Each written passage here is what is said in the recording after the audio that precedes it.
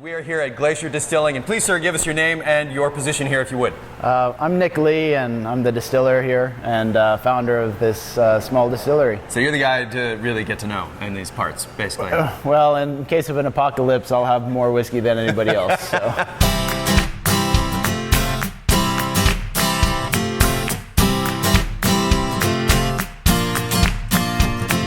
This is my first time ever bottling. Wish me luck. And if I do it wrong, We'll have to drink it. oh God, that's okay. Okay. It's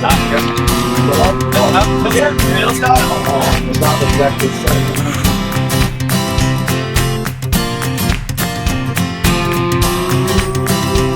What's been really popular lately? It's been really popular. We've been selling the Mule Kick Margarita like crazy this summer. Okay.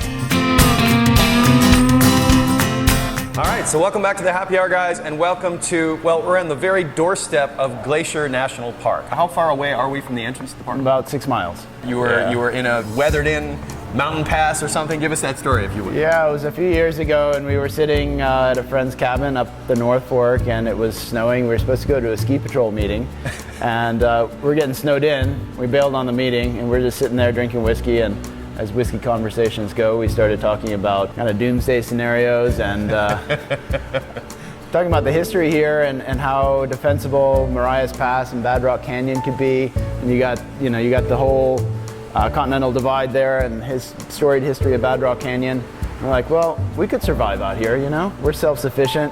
And then we started running low on the whiskey supplies, and we're like, maybe we're not as self-sufficient as we thought. And so we started trying to figure out a few things we should do maybe to prep, and it was just, we were all kind of raft guides at that point, and you don't want to do too much, but so we narrowed it down to two things that we should stockpile to ensure our safety and survival here, and it was booze and bullets. That's really kind of these two things that made America great, really. At least out west. And so, I mean, it was a joke. The next morning, I remember the conversation, which I took to be a sign. The legislative landscape had changed here. A micro permit was feasible. I grew up in the Appalachian Mountains in North Carolina. I studied chemistry. Never put any of that upbringing to use. Why not? You're sort of perfect for this industry. Yeah, so we started out on a lark like that and just kept rolling. And this space, how long have you been in this space? This is where we started. There's an old chicken coop and an old kind of shed up there, and the house next door is an old kind of homesteading house. And this was an empty field, and we're like, this is perfect. One of the good reasons here is we got a great water supply. The well here is on a great aquifer. The water comes out just pristine and great for fermenting. You've got some interesting equipment here in this particular building that you put up, and what can you tell us about this gorgeous thing that's right behind us, which in the United States, in distilleries, we have not seen very often? This one, her name is Isabel. Isabel. Hi. Yeah, hello, it's Isabel. got nice to meet you. Nice curves, and the name it fit. This is an old cognac still from Cognac, so we found this mothballed at an old vineyard. It's the old hand-hammered copper pot and onion, and it's an alembic still, and it's still the style of still they use in cognac to make cognac. So we do brandies off of this one primarily. We've done a couple great brandies that are in barrels from Washington State grapes. Okay. Some local Honeycrisp apple brandy that's been aging. It'll be 3 years in a barrel this fall. It'll be the first release of that one. You've seen Isabel. Isabel. This is Brutus. This is Brutus. Okay. That little Frankenstein thing over there is Wallace. Show us Wallace. Yeah. Wallace is. So I told you earlier that we didn't start with vodka. Right. Because I was being stubborn. But we decided at the end that maybe we should, as a technical challenge, make sure we could do a vodka. And so we kind of pieced this little guy together. Yeah. Talk about DIY. This is great. You guys have an interesting history here. You have a great story, a great connection with a prohibition / moonshine. So a lady named Josephine Duty was originally from Georgia, but ended up here, got a homestead in the park up Harrison Creek. It was a remote area. She had been in kind of a lady of ill repute around and he'd taken her up there to make an honest woman out of her, so she started moonshining. It's one of those. But honesty, moonshine. Yeah. She was distilling a moonshine, and a moonshine, if it's made from grain, is basically an unaged whiskey. Yep. So she was just putting it off the still, putting it in jugs, and sending it on its way through the Great Northern Railway. She had a connection with the railway workers there. And this is 1908 through... 28 or so, something like that. Straight through Prohibition. Yeah. Talked to a lot of folks around here who knew her, their parents knew her, and some of her shine is still floating around. So we got samples and we got to kind of reverse engineer the recipe. So what we're using here is an organic rye grain, barley and corn. It's a 3-grain blend. Okay. We try to find the grains and the fruit around here as much as we can. So this is kind of what we think she was doing, or a similar recipe to what she was doing. And we released it, it's called Glacier Dew. It's an unaged rye spirit, and it's in tribute to Josephine Duty and her industrious ways back then. So this is, we'll pull a sample right off the still. It's coming off right now at about 140 proof. 70% alcohol. So if you wanted to take a smell, what I like explaining to people when they try like an unaged spirit or the Glacier Dew versus the barrel age is like, hey, that's just oak. You know, it's not anything that we did or can control. We put it in an oak barrel, which was an accident. No one decided to extract oak into a spirit. It was used as a transportation vessel, and things took a long time to get somewhere sometimes. They realized, ooh, this... Things happened.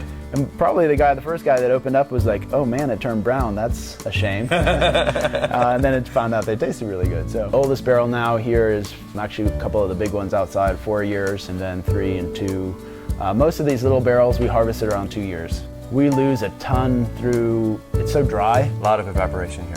12, 15, up to 20% sometimes, depending on the barrel. Wow. So the angels in Montana are Very happy. very happy, very greedy. Yep. So the Angel's share, as you guys know, is that amount of ethanol that actually evaporates out through the barrel. And that can be a small percentage if it's a humid area, and it can be a large percentage if it's dry. So you guys pay a dear price to the Angels in Montana. We do. Yeah. We do. But you need it. That's part of the process. Yep. The in and out, the osmosis through the barrel, and if you didn't have it, you wouldn't get the flavor profile they do. So I'd love to live here in this room because it smells amazing. I come in here when it's too busy out there. I just kind of take a deep breath. This is the happy place. My name is Kendra, and I'm one of the whiskey ambassadors, I think is what we call ourselves. I do all the craft creation with our product here at the distillery. You're an mixologist. Geokick is we're taking the Glacier Dew, like we were doing earlier with the mulling spice infusion. Just started with the in-house creation of infusing our Glacier Dew with jalapenos, black peppercorn, and garlic. That's so cool. You're hooking up the camera person here. Every margarita must be shaken. The froth is what makes a margarita the best. It's pretty fun. That is amazing. First you get, the rush of citrus, and then the craft creation kind of reveals itself. You get a little bit of the heat and the pepper, and that is really fun. Craft, there's just so much going on. My name is Pat, and I am the manager and one of the distillers here at Glacier Distilling Company. Nice. We just like to play around. If one of us travels somewhere or sees something or hears about a different product, and we're like, wow, that sounds interesting. I'd like to try to make that. We just do. And you bring in and you find a mothballed cognac still, and you bring that here, and you create stills, and it's ingenuity in action. This is again the Montanan sort of DIY world, but it's also the craft world, which says, if I want to try this, I'm going to try it. Who benefits from that? We do, the consumer. Everybody who comes in to try this stuff, if you have an opportunity, it's going to blow your mind, because you're trying things that you would never have an opportunity to try before. Something new, different flavors, something that's going to blow your mind and open up a whole new world for you.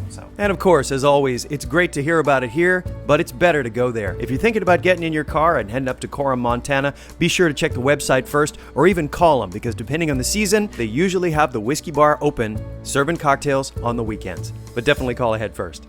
Thanks so much for joining us on this episode, guys. There's so much more to do here. We've got hikes to do. We've got margaritas to drink. We're busy. So we'll see you next time. Cheers. Then you've got a label bottle. Yes, indeed. And that's not the final step. That's not the final step. I thought it was done. I'm not done.